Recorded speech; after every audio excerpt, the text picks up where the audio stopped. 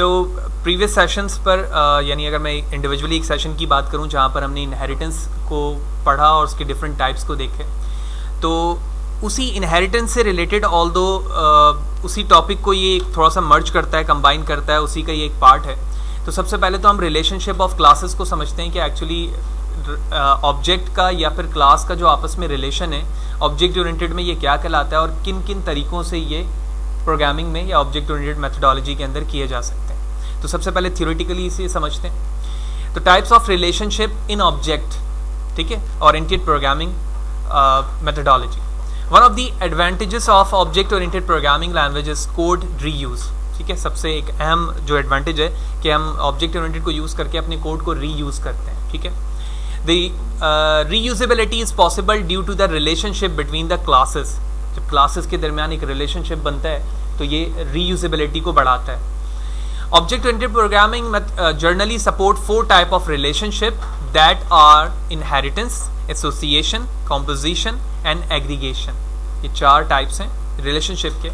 All this relationship is based on is a relationship and has a relationship and part of relationship. ठीक है, although ये 2 base part है जिसके जरिए से हम रिलेशनशिप को क्रिएट कर रहे होते हैं। तो सबसे पहले समझते हैं कि एक्चुअली इज आ रिलेशनशिप से क्या मुराद है और हैज आ रिलेशनशिप से क्या मुराद है। ठीक है, तो इस डायग्राम को अगर आप देखें तो इसमें क्लास रिलेशनशिप लिखा हुआ है और लेफ्ट साइड पे हमारे पास है इज आ और राइट हैंड पे हमारे पास है हैज आ।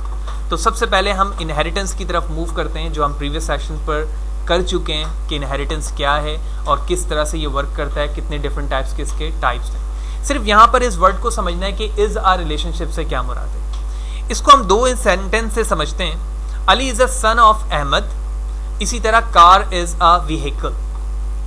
तो ये जो इज आ का यहाँ पर एक क्लॉज आ रहा है ना, कि एक रिलेशनशिप को डिफाइन करता है जो ये बताता है कि यहाँ पर जो रिलेशन है वो एक पेरेंट से चाइल्ड या चाइल्ड से पेरेंट्स के दरमियान का है। ठीक है ना, इनके बीच में यानी इन दोनों के अलावा कोई नहीं आ रहा है। वो मल्टी लेवल हो सकता है, 1 लेवल हो सकता है, हिरारिकल लेवल हो सकता है, जो टाइप ऑफ इनहेरिटेंस में हम पढ़ चुके हैं। तो यही वजह है कि इस रिलेशनशिप को यानी इनहेरिटेंस को हम क्या कहते हैं, इज आ रिलेशनशिप कहते हैं। In simple word, is a relationship जो एक चाइल्ड और पेरेंट के दरमियान का रिलेशन होता है। क्लियर है। इसके आगे लिखा हुआ है स्ट्रांगली कपल्ड।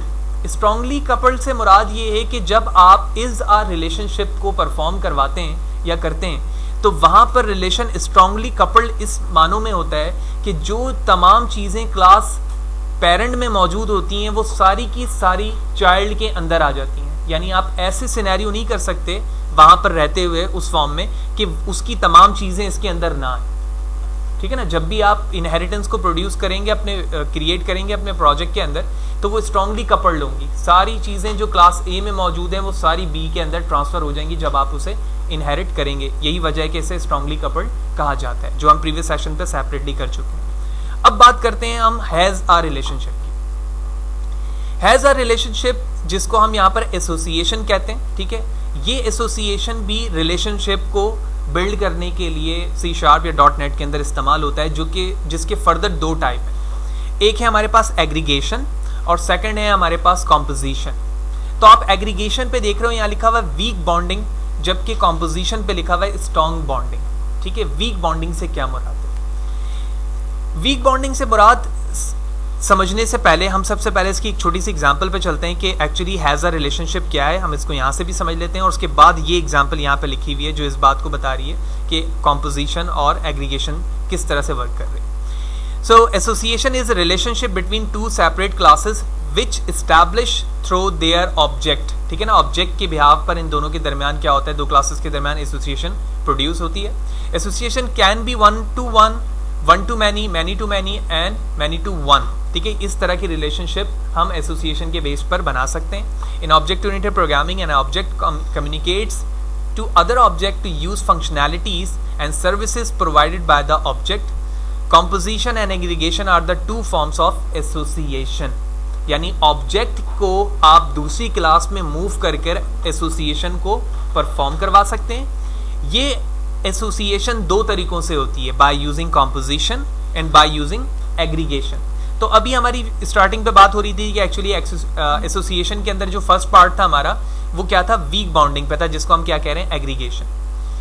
तो एग्रीगेशन वीक बॉन्डिंग से मुराद ये है कि अगर मैं दो चीजों में रिलेशन बनाऊं, ठीक है ना, यानी मैं कॉलेज और स्टूडेंट के दरमियान रिलेशन बनाऊं, तो ये एक वीक बॉन्डिंग है। क्योंकि अगर कॉलेज खत्म हो जाएगा तो ऐसा नहीं है कि स्टूडेंट भी खुद ब खुद खत्म हो जाए, नहीं, ऐसा नहीं हो सकता भाई, स्टूडेंट तो रहेंगे, या स्टूडेंट वहां से चले जाएं या खत्म हो जाए तो कॉलेज अपनी जगह रहेगा। लेकिन अगर मैं ये कहता हूं कि एक कॉलेज है और कॉलेज की 3 ब्रांचेज हैं अलग अलग, ठीक है ना, ये इनके दरमियान रिलेशन है। लिहाजा अगर मैं ये लफ्ज कहता हूं कि कॉलेज खत्म हो गए तो साथ ही साथ उसके जितने भी ब्रांचेस थे वो भी खत्म हो गए, ठीक है ना। हम ये नहीं कह रहे हैं कि खास ब्रांच खत्म हो, हम ये कह रहे हैं कि ये कॉलेज बंद हो चुका है या खत्म हो चुका है, लिहाजा खुद ब खुद जितने ब्रांचेस उनके थे वो भी क्या हो जाएंगे, खत्म हो जाएंगे। तो ये जो ब्रांचेस और कॉलेज के दरमियान रिलेशन था ये एग्रीगेशन का था, जिसको हम कह रहे हैं वीक बॉन्डिंग। और इसी तरह अगर मैं दूसरी एग्जाम्पल की बात करता हूं जिसको हम कॉम्पोजिशन कह रहे हैं, और तो कॉम्पोजिशन पर यहाँ पर डेफिनेशन लिखी हुई है स्ट्रॉन्ग बॉन्डिंग। स्ट्रॉन्ग बॉन्डिंग से मुराद ये कि दोनों एक दूसरे पर जो है ना इक्वली बेस करते हैं। जैसे फॉर एग्जाम्पल एक कार है और एक इंजन है, अगर मैं कार से इंजन निकाल दूं, ठीक है, या इंजन से कार निकाल दूं, तो बात दोनों की एक ही है। इंजन निकाल दिया जाएगा कार से तो कार नहीं चल सकती, ठीक है, या इंजन से कार को निकाल दें तो इंजन इक्वली उस तरह से वर्क परफॉर्म नहीं कर सकती जिस तरह से कार को करना चाहिए। तो इन दोनों के दरमियान जो रिलेशन है वो कॉम्पोजिशन का है, यानी स्ट्रांगली बाउंडिंग का है, यानी स्ट्रांगली बाउंड हो रहे हैं ये दोनों एक दूसरे के अंदर। तो प्रैक्टिकली इसे कैसे समझ सकते हैं, तो सबसे पहले मैं कॉम्पोजिशन के हवाले से डेफिनेशन समझा चुका हूं। तो कॉम्पोजिशन को समझने के लिए हम एक क्लास बनाते हैं और मैंने इस क्लास का नाम रख दिया फॉर एग्जांपल एम्प्लॉय, ठीक है, और इस एम्प्लॉय के अंदर मैंने इंटीजर आईडी लिखा और इसी तरह स्ट्रिंग नेम लिखा, ठीक है। तो अगर आप इस क्लास के बिहेव पर रिलेशन देखो कि इन वेरिएबल्स का इसके साथ एक हैज अ रिलेशनशिप है, ठीक है ना, employee has a ID, employee has a name, ठीक है। तो फर्स्ट पार्ट जो एसोसिएशन का है, जो रिलेशनशिप प्रोड्यूस कर रहा होता है, वो इस बेस पे कर रहा है कि जब आप क्लास के अंदर कुछ वेरिएबल्स बनाते हैं तो वो हैज अ रिलेशनशिप के साथ रहता है, ठीक है, वो हैज अ रिलेशनशिप है। दूसरी चीज क्या है, आप एक और क्लास बनाएं और इसको नाम दे दें डिपार्ट का, ठीक है। अब दूसरा जो एसोसिएशन बनाने का तरीका है वो न्यू वर्ड के साथ है, यानी न्यू कीवर्ड, जिसको हम ऑब्जेक्ट क्रिएशन कहते हैं। अगर मैं इस क्लास के अंदर आऊं और एम्प्लॉय के नाम से एक ऑब्जेक्ट बना लूं तो मैं बिल्कुल बना सकता हूं यहां पर ऑब्जेक्ट, ठीक है ना। अब जब मैं ऑब्जेक्ट बनाकर चाहूंगा तो वो तमाम चीजें कॉल यहां पर कर सकता हूं ना जो वहां पर मैंने बनाई होंगी।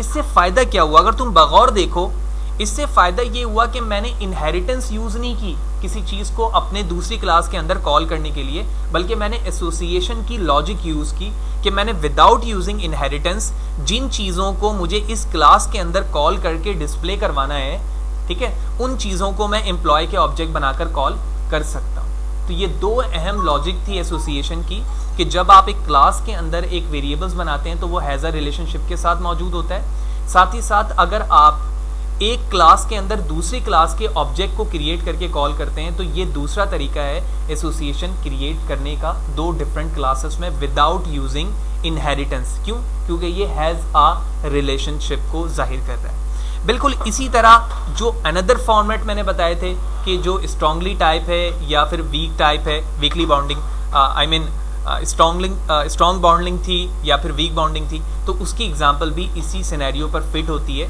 जहां पर आप क्या कर रहे हैं कि दोनों के दरमियान रिलेशन को सिर्फ चेक करके दिखा रहे हैं कि भाई इन दोनों के दरमियान वीक बॉन्डिंग है या स्ट्रॉन्ग बॉन्डिंग है, जिसकी एग्जांपल मैं कॉलेज या फिर ब्रांचेस से दे चुका हूँ। ऑल्दो जो रिलेशनशिप बनाने का तरीका होता है एसोसिएशन के अंदर वो हमेशा यही होता है, या तो आप क्लास के अंदर वेरिएबल्स बना रहे होते हैं ग्लोबल, या फिर आप एक क्लास के अंदर किसी दूसरी क्लास के ऑब्जेक्ट को क्रिएट करके वहां पर उन चीज़ों को कॉल करना चाह रहे होते हैं जो विदाउट इनहेरिटेंस पॉसिबल है, और आप यहाँ कर वो रिलेशनशिप बिल्ड करते होते हैं। अब यहाँ पर एक डायग्राम के तरीके से जरिए हमें ये बात समझनी है कि आप यहाँ देख रहे हो कि एसोसिएशन हमारा पेरेंट पार्ट होता है, यानी जब भी आप हैज अ रिलेशनशिप बनाते हैं तो उसमें हमारा एसोसिएशन फर्स्ट है, ठीक है, जो डेफिनेशन भी हमने डिस्कस किया। उसके बाद हमारे पास एग्रीगेशन का कॉन्सेप्ट आता है, और उसके बाद हमारे पास कॉम्पोजिशन है। यानी ये दोनों चीज़ें एग्रीगेशन और कॉम्पोजिशन भी एसोसिएशन के ही अंडर आ रही हैं, और ये एसोसिएशन है जो ओवरऑल डेफिनेशन को क्या कर रहा है यहाँ पर डिस्कस कर रहा है। तो इस सेशन पे हमने स्टार्टिंग से ये चीज़ देखी कि एक्चुअली रिलेशनशिप क्या है। रिलेशनशिप दो तरह के हैं, is a and has a. Is a के अंदर इनहेरिटेंस आ जाता है, जबकि हैज़ आ के अंदर एसोसिएशन है, जिसके फर्दर दो टाइप हैं, एग्रीगेशन एंड कॉम्पोजिशन। तो एसोसिएशन की फिर डेफिनेशन हमने समझी कि एक्चुअली ये एक रिलेशनशिप है जो दो क्लासेस के दरमियान ऑब्जेक्ट के बेस पर बनता है, ठीक है, जो डिफरेंट वे पे हो सकता है, 1 to 1 हो सकता है, 1 to many हो सकता है, many to many हो सकता है, ठीक है। और ये किस तरह से प्रोड्यूस किया जा सकता है कॉम्पोजिशन और एग्रीगेशन को यूज़ करते हुए। फिर हमने उसकी दोनों की एग्जांपल देखी, जैसे हमने एम्प्लॉय हैज़ अ आईडी, यहाँ पर जैसे एग्जांपल पे लिखा हुआ है student has a ID and name, वहाँ पर मैंने एम्प्लॉय हैज़ अ आईडी और नेम कर दिया था, ठीक है। और उसी तरह दूसरा तरीका था हमारे न्यू कीवर्ड के ज़रिए, यानी जब मैंने एक क्लास को की के ऑब्जेक्ट को दूसरे क्लास के अंदर जब परफॉर्म करा यानी क्रिएट किया, तो उसके ज़रिए से भी एसोसिएशन प्रोड्यूस हुई।